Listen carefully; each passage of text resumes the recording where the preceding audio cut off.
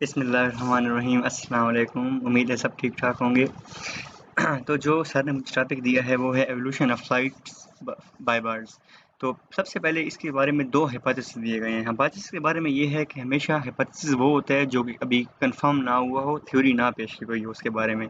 तो first hypothesis जो हमारे पास है वो है ट्री डाउन और आर्बोरियल हाइपोथेसिस। इसमें क्या कहता है हमारे पास अगर हमें इधर ट्री डाउन और arboreal hypothesis has birds passing tree to tree by climbing to a high place and gliding down। तो पहले क्या होता था कि बर्ड्स ऊपर रहते थे दरख्तों के ऊपर, उन्हें ट्री टू ट्री माइग्रेट करना पड़ता था, एक ट्री से दूसरे ट्री जाना पड़ता था। तो उसके लिए वो मुख्तलिफ जंप्स वगैरह करते होंगे, इसके अलावा क्लाइंबिंग होती थी उनके पास, और जब नीचे आना होता था तो अपने मतलब विंग्स को जब उनके डेवलप नहीं हुए होते थे वो ग्लाइड करते थे डाउन डाउन की तरफ, मतलब अपने जो उनके आर्म्स वगैरह होते होंगे वो खोल लेते होंगे ताकि उनको फ्रिक्शन मिले और रेजिस्टेंस ज़्यादा हो ताकि वो नीचे आसानी से आ सकें, उनको हर्ट ना हो। तो ये हमारे पास पहली थ्योरी में कहा जा रहा है। इसके 2 पॉइंट्स दिए गए हैं। ये पहले पॉइंट में एग्जांपल दी हुई है एक मॉडर्न एग्जांपल्स लाइक आर्बोरियल स्क्वल्स। हमारे पास आपने देखा होगा कि स्क्वल्स होती हैं, स्क्वल्स अक्सर माउंटेन रीजन में पाई जाती हैं, जो कि उनके माइन्यूट सी स्किन फ्लैटेंड हुई पड़ी होती है बिल्कुल आर्मपिट्स के नीचे से, जिसकी वजह से वो उड़ सकती हैं, उड़ मतलब क्लाइंब कर सकती हैं, ग्लाइड कर सकती हैं। Pearls and lizards glide among trees, tree to tree करती हैं इस तरह। along with the along with the flightless cockapoo, और फ्लाइटलेस कैकापू भी वो भी यही करता है, that climb the trees and glides down using its wings for refined flight. Refined flight मतलब एक स्मूथ फ्लाइट के लिए वो अपने विंग्स यानी जो उसके आर्म्स होते हैं वो ओपन कर लेते हैं, जिसकी वजह से उसे ये एडवांटेज मिल जाती है।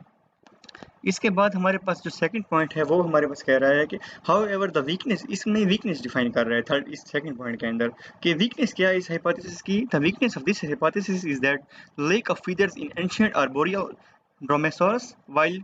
क्या कहते हैं कि जो फीचर्स पहले थे ही नहीं एंशियंट आर्बोरियल रेमोसोरस के अंदर, फीचर्स थे ही नहीं, तो ग्लाइड किस तरह करते थे।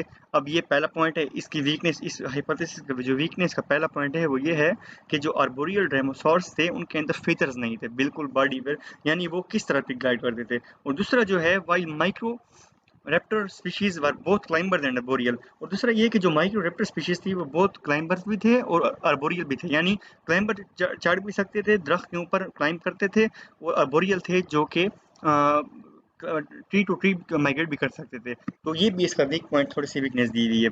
ये हो गया हमारे पास फर्स्ट हाइपोथेसिस, ट्री डाउन और अर्बोरियल हाइपोथेसिस। और जो दूसरा हमारे पास हाइपोथेसिस है वो है द ग्राउंड अप और कर्सोरियल हाइपोथेसिस।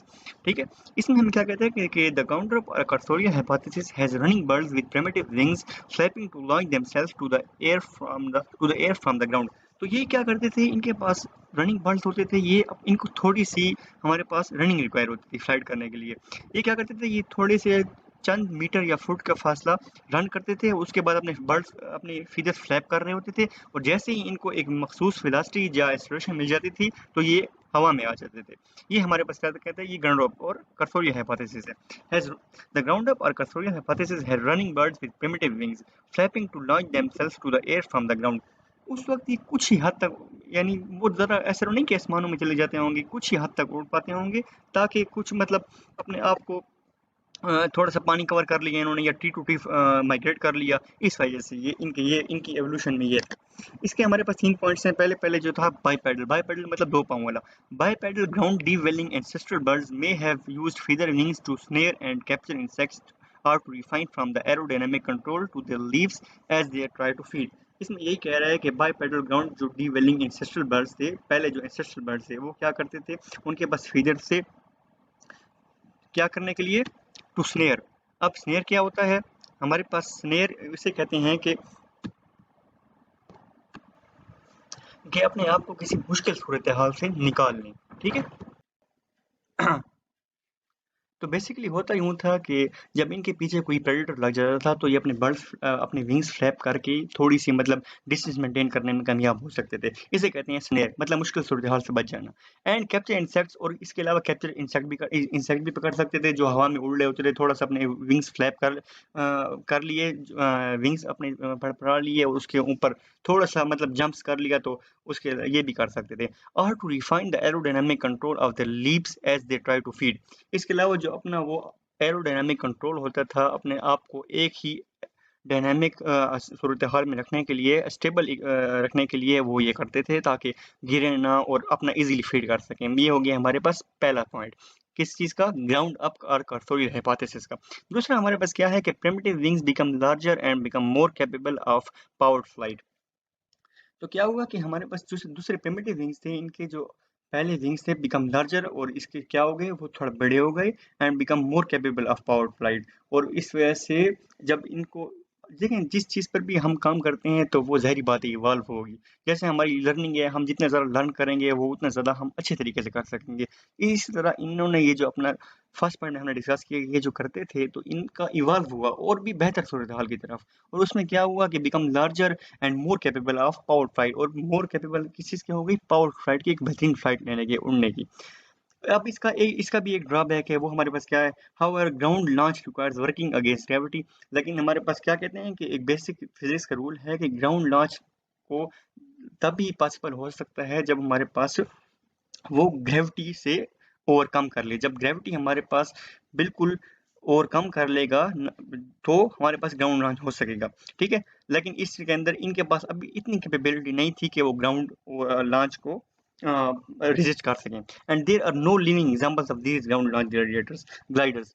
तो अभी हमारे पास सेकंड ये कि हमारे पास फर्दर एविडेंस के लिए, इस हाइपोथेसिस को प्रूफ करने के लिए कोई भी ऐसा एविडेंस मौजूद नहीं है, जो कि इसको जो ऐसी लिविंग ऑर्गेनिज्म भी मौजूद नहीं है एविडेंस के तौर पर, जो कि प्रूफ कर सके कि हमारे पास ग्राउंड लॉन्च ग्लाइडर्स हमारे पास पहले से मौजूद थे। तो ये हमारे पास हो गया सेकंड हाइपोथेसिस। चलिए अब हमारे पास है थर्ड स्लाइड। इसके बारे में बताता चलूँ कि इस स्लाइड में हम क्या डिस्कस करेंगे। इस स्लाइड में हम ये डिस्कस करेंगे कि जो एंसेस्टर्स थे उनके पास विंग्स नहीं थे। अब हमारे पास कोई ऐसा प्रूफ भी नहीं है जो कि हम साबित कर सकें कि वो कहाँ से आए, ये हम लास्ट पॉइंट में डिस्कस करेंगे। दूसरा ये है कि अभी भी इस बात पर बहस होती है कि debate about the origin of flight has not been settled, कि इस बात पर बहस अभी तक सेटल नहीं हुई है कि जो ओरिजिनल फ्लाइट जो एरोज हुई है उसका ओरिजिन जो है वो अभी तक सेटल नहीं हुआ है। इसके बाद चंद पॉइंट्स हैं। Early air space was an unexploited habitat with the flying insects for food। कहते हैं कि जो हमारे पास अर्ली एयर स्पेस था, जो हवाई माहौल था, वो हमारे पास अनएक्सप्लॉइटेड था, मतलब उनको हमने एक्सप्लॉइट अभी तक नहीं किया हुआ था उन ऑर्गेनिजम्स ने, जो उन बर्ड्स ने जो कि वहाँ रह रहे थे विद फ्लाइंग इंसेक्ट, जिसके अंदर हमारे पास मुख्तलिफ किस्म के उस हैबिटेट के अंदर इंसेक्ट्स थे एंड फूड था। तो अब हमारे पास सूरत हाल ये पैदा हुई कि वहाँ से माइग्रेट करें और दूसरी किसी ऐसी जगह पर जाएं जहाँ पर हमारे पास इंसेक्ट्स भी हों और फूड रिच एनवायरनमेंट हो, तो उसको एक्सप्लॉइट करना था। इस वजह से भी हो सकता है कि विंग्स इवॉल्व हुए हों। ये अर्जुन का बता रहे हैं कि विंग्स इवॉल्व होकर मतलब फ्लाइट उसने अर्जिनेट की हो। दूसरा ये कि flight also provided rapid escape from the predators. Flight ने हमारे पास क्या इनेबल किया, बर्ड्स को इनेबल किया कि वो रैपिड एस्केप कर सकें, जल्द निकल सकें फ्रॉम प्रेडेटर्स, जैसे कि पिछली साइड में हमने डिस्कस भी किया था। And ability to travel to better environments, और बेहतरीन एनवायरनमेंट की तरफ जा सकें जहाँ पर उनके पास एक्सेसरी फूड भी हो और हमारे पास प्रेडेटर्स भी कम हो। तो वहाँ अब चल के जाना पॉसिबल नहीं हुआ क्योंकि बहुत लॉन्ग डिस्टेंस, इनका शॉर्ट लाइफ टाइम और लॉन्ग डिस्टेंस। तो एक ही वजह थी कि बंदा उड़ के जा सकें और अपने आप को according to the environment suit कर सकें। Second point, feeders preceded flight and arose for thermoregulatory processes. अब क्या हुआ कि फीदर जो थे, उनके जो पर थे पूरे जिस्म के ऊपर, उन्होंने क्या किया, प्रेसिडेड फ्लाइट, मतलब फ्लाइट को ओवरकम कर लिया। अब मेन बात फ्लाइट नहीं रही फीदर्स के, मतलब ये नहीं कि सिर्फ फीदर्स हमारे पास सिर्फ फ्लाइट के लिए ही पैदा होंगे, जब जिसके अंदर फीदर्स होंगे तो उड़ेगा, सिर्फ ये नहीं। अब क्या हुआ कि उन्होंने थर्मोरेगुलेटरी प्रोसेस को भी फीदर्स को इस्तेमाल करना शुरू कर दिया थर्मोरेगुलेटरी प्रोसेस के लिए, मतलब बॉडी से हीट ज़ाया ना हो सर्दियों के अंदर और ज़्यादा हीट आए ना गर्मियों के अंदर। ये भी फीचर्स की एक क्वालिटी थी जो इन्होंने बर्ड्स ने अपने अंदर मेंटेन कर ली फीचर्स की वजह से। Fourth point, no evidence for bird ancestors first being membrane winged like bats and extinct pterosaurs, ये ना अजीब सा नाम है। अच्छा, तो अभी तक हमें कोई भी ऐसे एविडेंस नहीं मिला है फॉर बर्ड्स एंसेस्टर्स, ऐसे बर्ड्स के लिए जो कि मेम्ब्रेन विंग थे। अब जैसे कि आप बैट में देख सकते हैं, बैट में मेम्ब्रेन होती है, उनके विंग्स नहीं होते हैं, फीदर विंग नहीं होते हैं जिस तरह औरों के होते हैं, जिस तरह स्पैरो वगैरह हो गए। अच्छा जी, तो हमारे पास अब जो टॉपिक है वो है bird's wing as a lift device. Heading क्या है? Bird wing as a lift device allows the bird to be airborne and move forward. अब जो बर्ड्स के विंग्स होते हैं वो क्या किरदार अदा कर रहे होते हैं बर्ड्स की लिफ्ट अपवर्ड में और मूव फॉरवर्ड में, तो हम ये पढ़ने जा रहे हैं। Flight is achieved when the lift forces are greater than the bird's own mass and forward motion is more than the forces of drag and friction. ज़ाहिर बात है बर्ड तभी फ्लाइट अपनी अचीव कर पाएगा जब उसका वो जो फोर्स लगा रहा है against the force of gravity, जब उसकी force against the force of gravity ज़्यादा होगी और जब उसका फॉरवर्ड मोशन ज़्यादा होगा as compare to the friction और drag force that is produce by the air, तब ही इस केस में वो फ्लाइट अपनी अचीव कर पाएगा, वरना उसके लिए पॉसिबल नहीं है कि वो फ्लाइट अचीव कर सके because of high friction drag forces and because of the force of gravity. Second point, the wing is streamlined with a concave lower surface, cambered, and small tight-fitting feathers at the leading edge. अब क्या कहते हैं कि हमारे पास wing की जो shape होती है उसकी एनाटॉमी होती है वो streamlined with a concave lower surface होती है। जैसे कि आपने देखा होगा कि उनके विंग्स होते हैं उनके नीचे जैसे umbrella type, literally umbrella type बना हुआ होता है, कैम्बर्ड होता है। कैम्बर्ड मीन्स कि little to curve upward in the middle, मतलब ऊपर से एक मिडिल की तरफ, ऊपर से मिडिल की तरफ एक कर्व सा बना हुआ होता है। जैसा कि हमारे अगर हम हाथ को थोड़ा सा नीचे की तरफ टिल्ट कर लें तो अब वैसे बन जाता है। तो इसी तरह विंग की स्ट्रीमलाइंड पोजीशन के लिए उनके विंग्स की ये डिज़ाइन होता है। And small tight fitting features at the leading as, और छोटे और उनके क्या होती हैं, पर होते हैं जो स्मॉल टाइट फिटिंग फीचर्स होते हैं एट द लीडिंग एज, जो कि लीडिंग एज यानी उसकी एज के ऊपर मौजूद होते हैं। ये सब क्यों होता है? ये सब उसकी स्ट्रीमलाइन के लिए होता है ताकि ड्यूरिंग द फ्लाइट स्ट्रीमलाइन हो। और स्ट्रीमलाइन होने की वजह से उसे क्या फ़ायदा होगा? उसे ये फ़ायदा होगा कि उसको ड्रैग फोर्स और फ्रिक्शन का कम सामना करना पड़ेगा और स्मूथ फ्लो ऑफ मोशन होगा। Okay, third point, the outer part of the wing has modified hand bones with attached primary feathers that provide propulsion against friction। अब ये कहता है हमें कि the outer part of the wing has modified hand bones।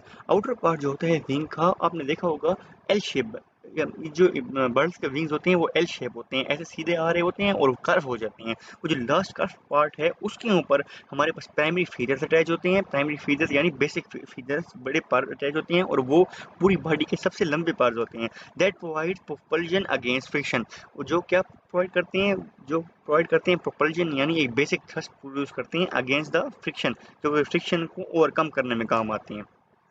और ये सबसे लंबे पर होते हैं पूरी बॉडी के अंदर उसके।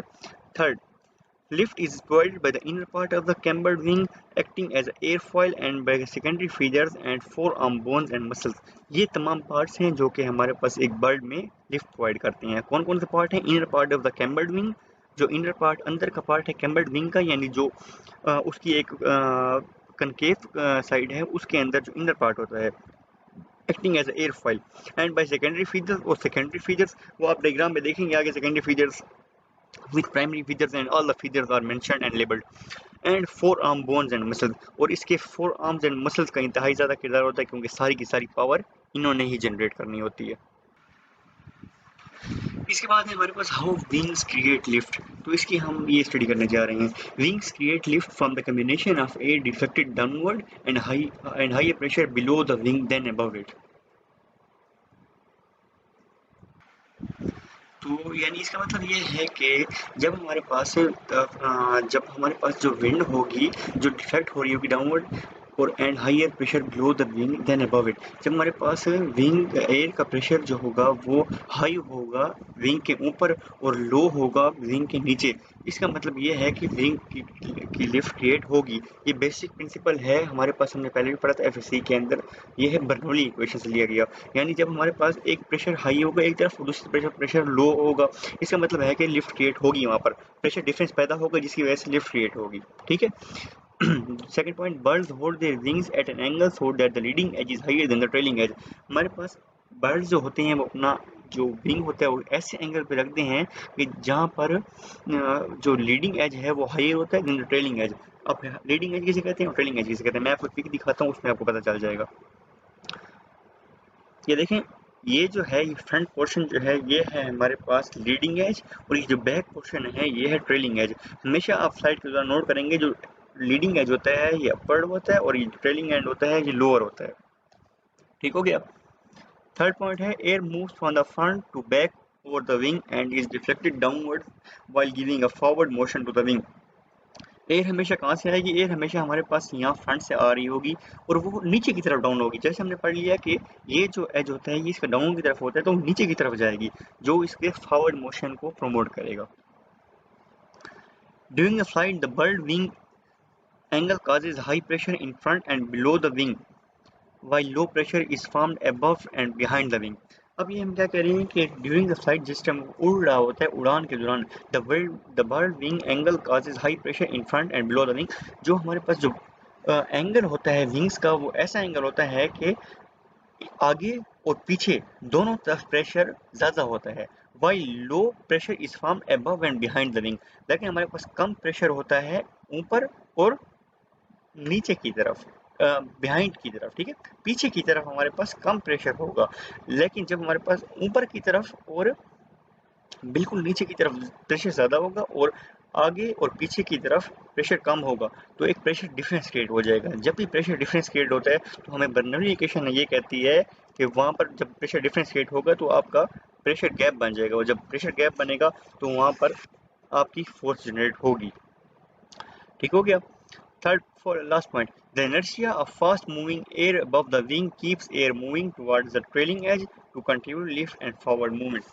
यही इनर्शिया होता है एयर का अपना इनर्शिया होगा जिस वक्त वो ट्रेवल कर रहा होगा, जो कि enable keeps the air moving towards the trailing as, जो कि इस बात को कंफर्म करता है कि ट्रेलिंग एज की तरफ जो एयर है वो मूव कर रही हो लगातार। ठीक है, ट्रेलिंग एज की तरफ इनर्शिया एयर का अपना इनर्शिया इस बात को कंफर्म करेगा कि ट्रेलिंग एज की तरफ यहाँ पर इस साइड से इस डायरेक्शन में एयर फ्लो कर रही हो to continue lift and forward movement, जिसकी वजह से हमारे पास lift as well as forward movement दोनों काज होते हैं। ये देखें फिगर में भी हमारे पास दिया हुआ है, बड़ी अच्छी तरीके से फिगर समझाई हुई है कि ये एक विंग है, ये इसका लीडिंग एज है, ये इसका ट्रेलिंग एज है। ठीक है, ये आपको हॉरिजॉन्टल में इसको अपने जहन में रखें कि हॉरिजॉन्टल में देख रहे हैं। Lift is generated when the air is deflected downward. हमारे पास लिफ्ट कब जनरेट होगी? जब एयर यहाँ से नीचे की तरफ डिफ्लेक्ट होगी। ठीक है, और जब नीचे डिफ्लेक्ट होगी तो नीचे वाली फोर्स इसको resultant force as a upward move करेगी। Air moves faster here and exerts relatively less pressure on the wing. यहाँ से एयर हमारे पास ज़्यादा मूव हो रही है और ऊपर की तरफ से कम प्रेशर है, हालांकि नीचे की तरफ से ज़्यादा प्रेशर ऊपर की तरफ होगा, जिसे हम रिजल्टेंट फोर्स कहेंगे। Forward thrust produce during the wings down stroke, और हमारे पास एक थ्रस्ट प्रोड्यूस होगी जिसे हम फॉरवर्ड थ्रस्ट भी कह सकते हैं। इस तरह ये से हमारे पास एक फुल उसका फ्लू मोशन क्रिएट हो जाएगा इन तमाम फोर्सेस को मिलाकर। Air move slower here and exerts relatively more pressure on the wing. जब हमारे पास यहाँ से ज़्यादा एयर मूव कर रही है, यहाँ से लो मूव कर रही है, तो ज़ाहिर बात है प्रेशर डिफरेंस क्रिएट हो गया है, जो कि रिजल्टेंट फोर्स पैदा करेगा, जो कि अपवर्ड फोर्स होगी, जिसको हम थ्रस्ट फोर्स कहते हैं। ठीक है, फ्लैपिंग फ्लाइट। फ्लैपिंग फ्लाइट्स वो फ्लाइट्स होती हैं जो कि उन बर्ड्स में पाई जाती हैं जिन्होंने कॉन्टिनेंट टू कॉन्टिनेंट माइग्रेशन करनी होती है। सेकंड, उन बर्ड्स के अंदर जिनको अ लॉट ऑफ फोर्स चाहिए होती है to overcome the force of gravity, जिनका वेट बहुत ज़्यादा होता है, ये उन बर्ड्स में होती है। ये इफेक्टिव किस तरह है? ये इफेक्टिव इसकी अब मैं बताने जा रहा हूँ कि इफेक्टिव किस तरह है ये। A bird's outer wing moves down and forward during the downstroke and rotates so the leading edge is below the trailing edge। अच्छा चलिए, इसमें पहली बात ये है कि टेल का कोई रोल प्ले नहीं होता है। टेल इसकी बिल्कुल अपनी हॉरिजॉन्टल पोजीशन में ही खड़ी रहेगी। इसके अंदर सिर्फ विंग्स का रोल प्ले हो रहा होता है। विंग्स ड्यूरिंग डाउनवर्ड स्ट्रोक जब नीचे जा रहे होते हैं वो दो किस्म के मोशन करते हैं। एक क्या मोशन होता है? मूव्स डाउन जब नीचे जा रहा होता है, and forward during the down stroke, और अ लिटिल बिट फॉरवर्ड हो जाता है, मतलब उसकी वो जो ओपनिंग होती है विंग्स, दोनों विंग्स की लिटिल बिट मूव्स फॉरवर्ड, अपने आप को स्ट्रेच करके फॉरवर्ड की तरफ जाती हैं, और during the down stroke and rotates through the leading edge is below the trailing as. वो अपने आप को, अपने विंग्स को इस तरह रोटेट कर लेते हैं कि उनका लीडिंग एज जो होता है, जो फ्रंट पर होता है, is below the trailing as, जो कि बिलो आ जाता है किसके? ट्रेलिंग एज के। यानी ये जो लीडिंग एज है ये वाला, ये बिलो की हो जाएगा, और ये जो ट्रेलिंग एज है ये अपवर्ड हो जाएगा। लिटिल बिट माइनर से डिफरेंस होता है इसके अंदर। ठीक है, as wing moves downward the air is pushed backward. जैसे ही हमारे पास जो विंग है वो डाउनवर्ड की तरफ चला गया है, अब डाउन स्ट्रोक के अंदर the air is pushed backward, जो ज़ाहिर बात है। तो एयर क्या होगी, हमने डिस्कस किया कि move downward as well as forward. तो हमारे पास फॉरवर्ड जब मूव करेगा तो उसकी एयर कहाँ प्रोपेल होगी, बैकवर्ड की तरफ प्रोपेल हो जाएगी। The air is push backward in a similar fashion as a propeller, जैसा कि हमारे पास एक प्रोपेल पुश कर रहा होता है एयर को बैकवर्ड डायरेक्शन में, मूविंग अ बर्ड फॉरवर्ड, जो कि ओवरऑल क्या रिजल्ट करेगी, बर्ड क्या हो जाएगा, फॉरवर्ड मूव हो जाएगा। ये बहुत ही एफिशिएंट तरीका है। इससे हमारे पास दो फायदे होते हैं, एक तो बर्ड्स की एनर्जी कंजर्व हो जाती है, और सेकंड ये कि जो इनर्शियल एयर आ रही होती है, सामने से एयर आ रही होती है, वो बेहतर तरीके से कंज्यूम हो जाती है, जिसकी वजह से बर्ड्स को बहुत ही कम एनर्जी चाहिए होती है during their long flights and migrations from continents to continents. Wing fold slightly during the upward stroke and return to the original position with the minimum drag and little lift action। देखें, जब वो अपनी original stroke में वापस जाएगा, upward जो उसकी है ऊपर जब जा रहा होगा, तो वो अपनी ओरिजिनल हालत में आने की कोशिश करेगा। जब ओरिजिनल हालत में आएगा तो ज़ाहिर बात है, पहले क्या हुआ था, फॉरवर्ड की तरफ गया था, इस वक्त अपनी ओरिजिनल हालत में आते वक्त बैकवर्ड की तरफ जाएगा।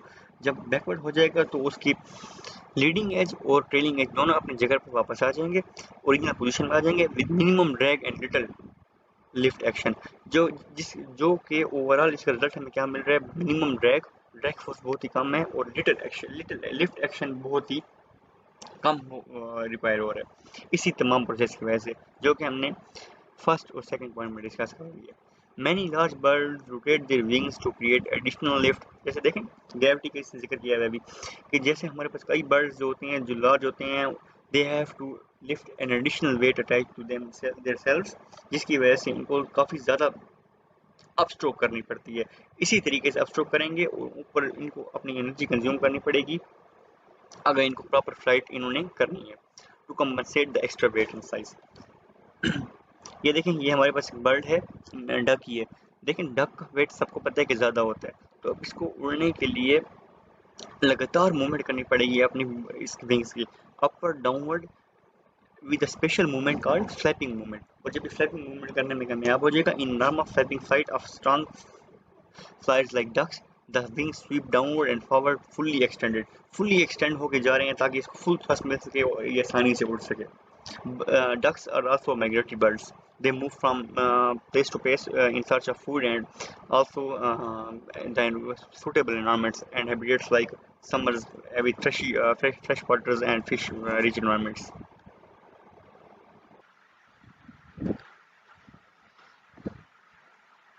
जी, हमारे पास अब स्लाइड है, वो है wing dynamics at varying speeds, कि विंग की डायनामिक्स क्या होगी, उसकी सिमेट्री क्या होगी एट वेरिंग स्पीड्स, मुख्तलिफ स्पीड्स के ऊपर।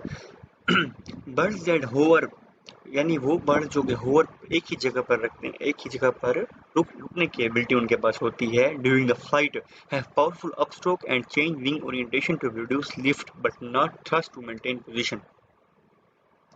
ऐसे बर्ड्स हैं जिनके पास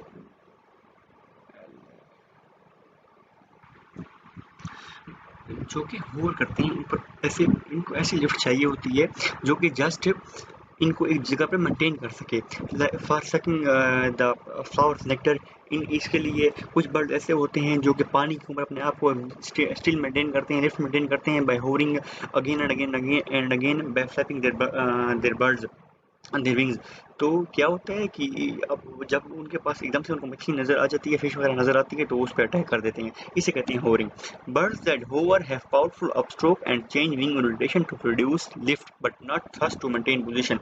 ऐसे बर्ड्स जो कि होवर करने की एबिलिटी रखते हैं, उनके पास पावरफुल अपस्ट्रोक मैकेनिज्म होता है। पावरफुल अपस्ट्रोक मैकेनिज्म मतलब ये है कि वो अपनी विंग्स को बहुत ही अनबिलीवेबल स्पीड से अप एंड डाउन कर सकते हैं, जो कि उन्हें सिर्फ क्या प्रोवाइड करता है, लिफ्ट प्रोवाइड करता है to stand as at a specific place but not thrust, जो कि थ्रस्ट प्रोवाइड नहीं करता है। थ्रस्ट किस लिए होती है, thrust is for a bird to take a flight but lift is to lift at some place to maintain its position. Lift to drag ratio is determined by an angle of attack and air speed. अब lift to drag ratio क्या होती है, lift to drag मतलब कि एक चीज़, एक bird ने कितनी लिफ्ट पैदा की है और उस पर कितनी ड्रैग फोर्स लगी है, इन दोनों की जब रेशो निकालते हैं तो इसे हम क्या कहते हैं, lift to drag ratio. Lift to drag ratio is determined by the angle of attack and air speed. Lift to drag ratio किसी से डिटरमाइन की जा सकती है, एंगल ऑफ अटैक और एयर स्पीड से। अब एंगल ऑफ अटैक क्या होता है, एंगल ऑफ अटैक इसे कहते हैं कि जो बर्ड की अगर हम सिमेट्री करें तो उसका जो सेंटर पॉइंट होगा उसके दरमियान angle and the air flow का जो एंगल होगा, उन दोनों के दरमियान जो एंगल होगा उसे हम क्या कहते हैं, angle of attack. Similarly flights के दरमियान जो फ्लाइट्स होती हैं, जो एयरप्लेन्स वगैरह होते हैं, उनके दरमियान भी एंगल ऑफ ये होता है, अटैक होता है एयर फ्लो के दरमियान, उनकी मेन एक्सिस की बॉडी के दरमियान, इसे हम कहते हैं angle of attack.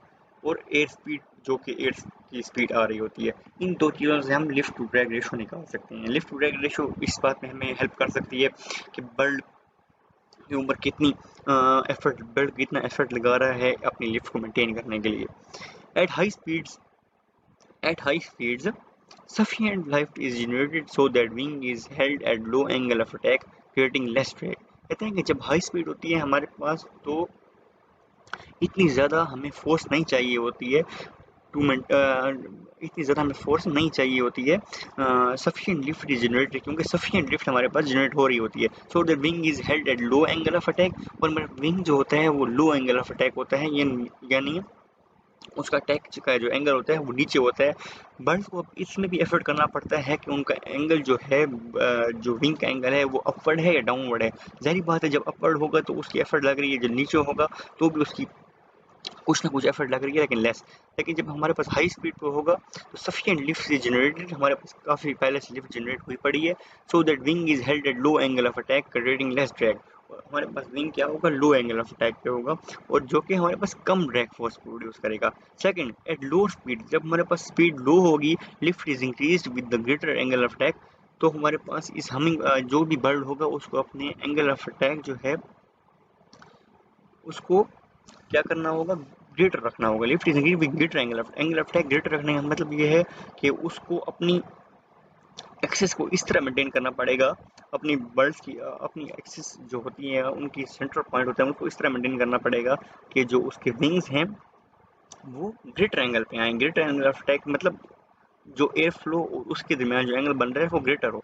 This causes more drag, लेकिन इसकी वजह से जारी बात है जब लिफ्ट इंक्रीज करने के लिए उसको ग्रेटर एंगल ऑफ अटैक करना पड़ेगा लो स्पीड, एट लो स्पीड, तो इसकी सारी बात है हमारे पास ड्रैग फोर्स भी ज़्यादा लगेगी। At a point near 15 degree, angle of attack becomes too steep and causes turbulence on the upper side of the wing so that stalling occurs। हमारे पास एक एंगल आता है, उसे कौन सा एंगल, 15 डिग्री एंगल, एक ऐसा एंगल है जो कि बर्ड्स के लिए टर्बुलेंस पैदा कर सकता है। टर्बुलेंस कैसे पैदा करता है, ये काफ़ी angle of attack becomes too steep, काफ़ी ज़्यादा स्टीप हो जाता है। ठीक है, स्टीप मतलब उसके अंदर स्टीपनेस आ जाती है, and causes turbulence on the upper side of the wing so that stalling occurs. हमारे पास क्या हो जाती है, स्टेलिंग अकर हो जाती है। तो इस तरह स्टेलिंग अकर हो जाती है। स्टेलिंग का मतलब ये है कि वो अपना काम करना छोड़ जाता है, बर्ड मजीद कैपेबिलिटी नहीं रखते हैं कि वो उड़ सके at 15 degree if it is again and again regulated at this angle। Angle of attack becomes too steep and causes turbulence on the upper side of the wing so that stalling occurs। ठीक है।